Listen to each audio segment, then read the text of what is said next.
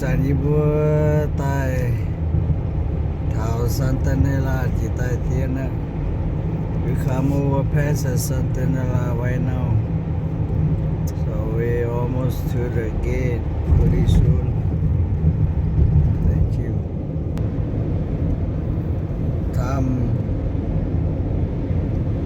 Time 4:33. We get in the gate, pass the gate, and to the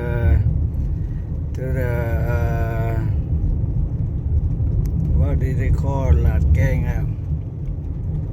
Chỉ là Lạt Keng thôi nó bây get in past.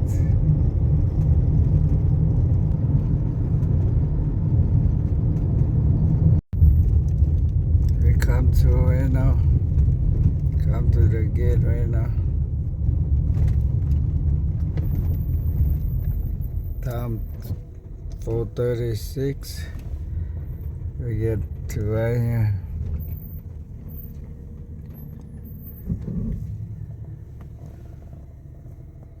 Okay, 4:36. Okay, thank you. Rujang bro, rujang lah ta lo. Pa quạt tông. Không phải cô nhà mày sầm nó chiên ấy, nó cũng nó sầm nó chút cua nó cả lột chiên, không quạt tông. À, cô mà chia nó mẹ.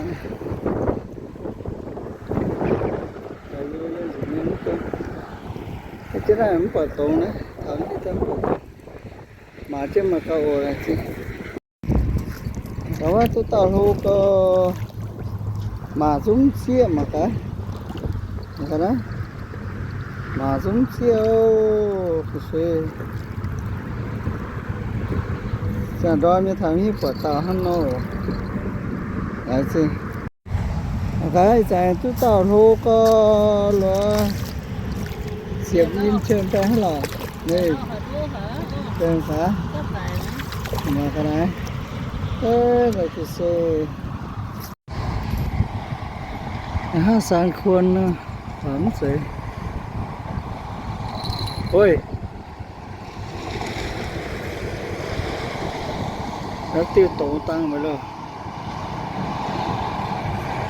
Thằng nào sáng khuôn này tiêu tổ mà.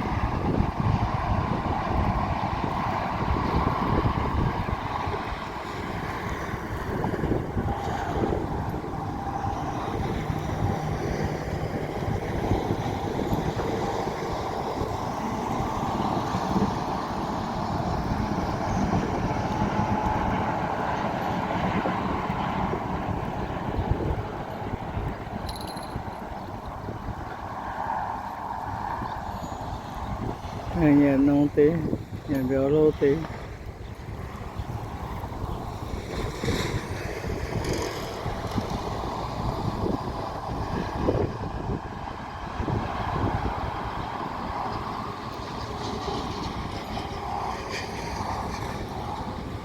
Ôi này nhà chứ lô, này mà cái này vô cù nha mà cái này.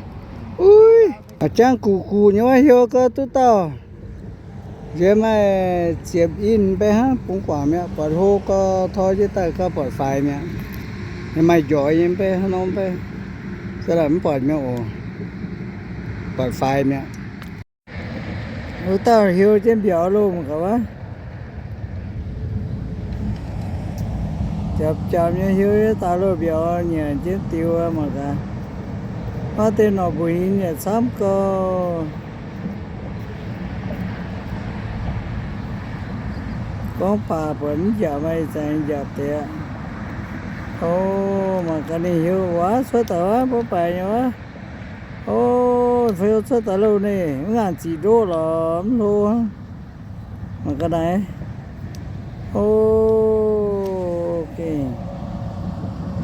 đây good job mà các đây rồi là xóm chủ mà cái cái cho chủ ta thiên tẩy thiên phá lung thiên dìa đao thiên tang đu ra nè mà cá cho lau co mà cá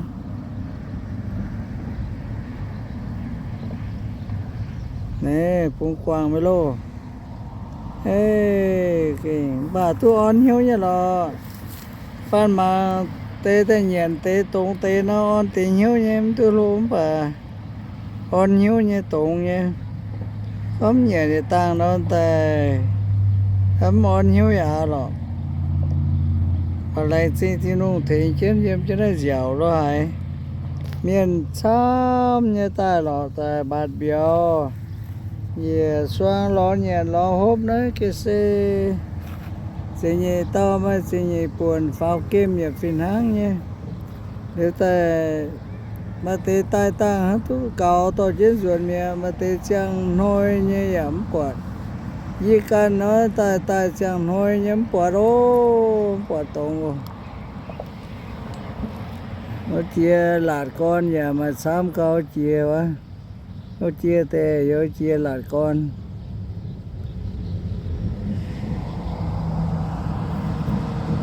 mà xám như làm nha can chế ta mang cao lên chính ô chiếu xây phú bún ô kênh chế tả luôn kênh chế tả hô có cụ nhân đó hô tình cái xe mà cả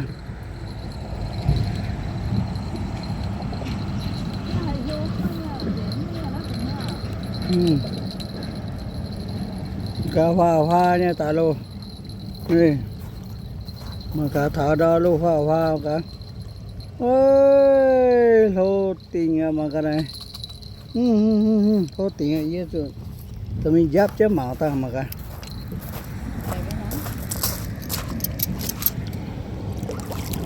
nè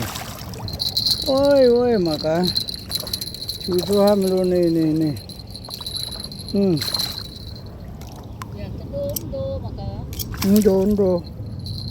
đô này nè mà cả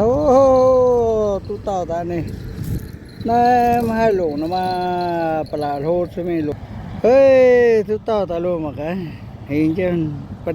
đi này thank you đây chính bằng Phun Quảng à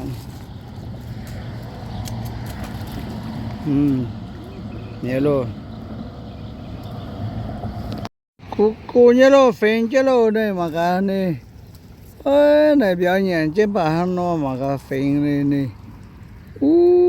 cái xe phèn thang Quảng mà cả này cái cu nha mà cả này ơi cái này mà cả vô biểu thôi nhu cho lô này mà cả cô nha nè mà cả ôi nè mà cả to chứ ta lô nè ơi mà cả lô có thàn đau luôn lô tình lô mà cả chung như ta lô nè bên tôi có cái mà cái này chỉ đang gì mẹ mà cái đồ này thôi mẹ cái xe mà cái đồ lô này ta chỉ đang gì mẹ chụp chúa lên luôn cao mẹ lô này tao ôm ấy con bữa nay nếm xiên nhiều mà cái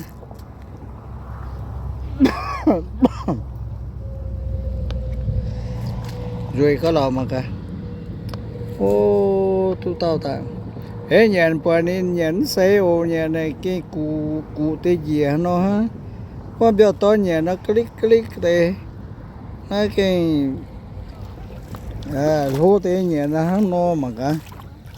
ê rồi tiền mà cả mà chọn đu sa đu tá ok nè mà cả lô cái này ô mà cả rồi tiền nè mà cả nè ê mà cả rồi tiền này đó mà cả bữa chia ok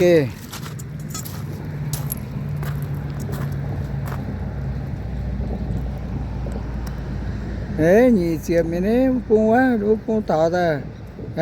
nhị chiếm mẹ thà tú mẹ ô rồi có nhị chiếm mẹ ơi rồi tiền ở đây cái xe tao không đò mà cả không lại rồi giàu tiền rồi tiền ở đâu chờ bà chút giờ rồi nó không phải đâu tôi nói tê em YouTube mày đâu mày anh nhầm cho lộ nha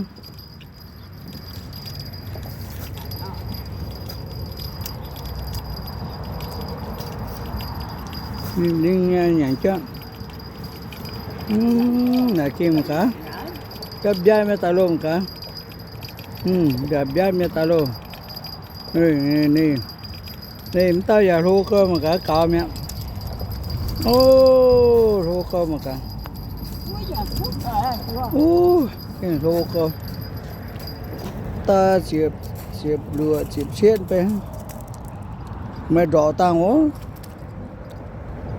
đỏ tàng nó cũng quảng giàu từ đỏ tàng sẽ lùa lên hết nên cũng quảng mấy lô thiếu mấy lô không chẳng bằng chào hỏi chào anh nhé chúa cho nó em bật tông người ta tông tây biểu tôn phải nhá như thế này cho chị cho mẹ bằng cái nó vừa chứ mày về chuyện mà miền tu như phải cho mày chưa buông chán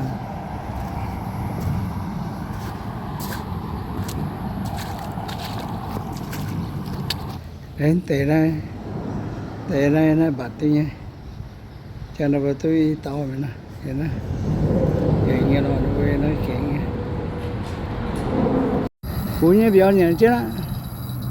nhận chứ lô cú nhé nhận chứ thôi chứ ta cú nhé thôi chứ ta như tôi phải lô phải mới hiểu sit down đi sit down ok sit down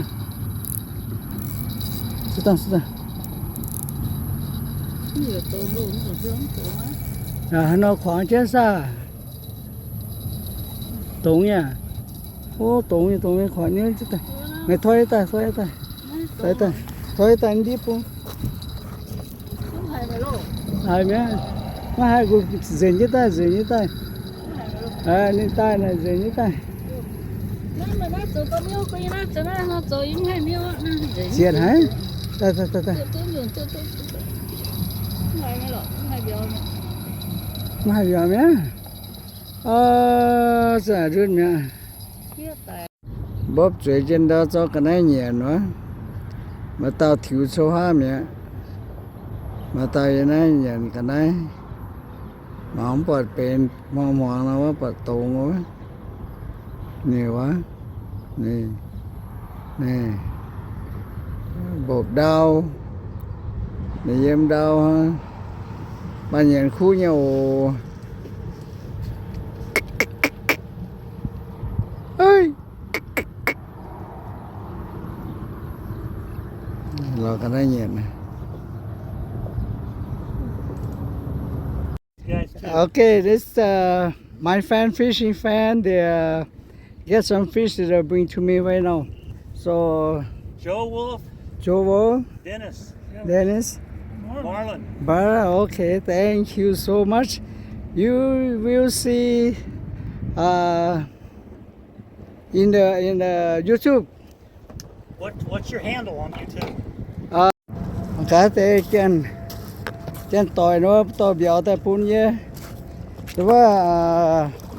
bia giang mà tôi tham câu mà cả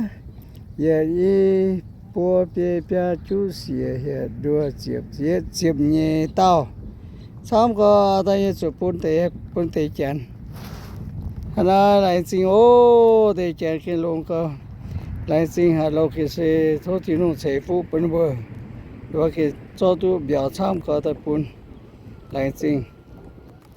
ô nhận chết lô nhận chết rồi cụ nhé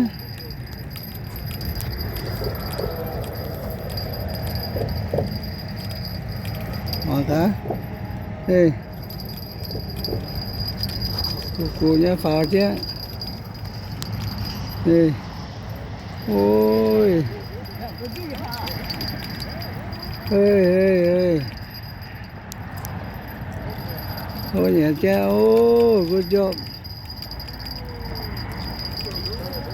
มาท้อมา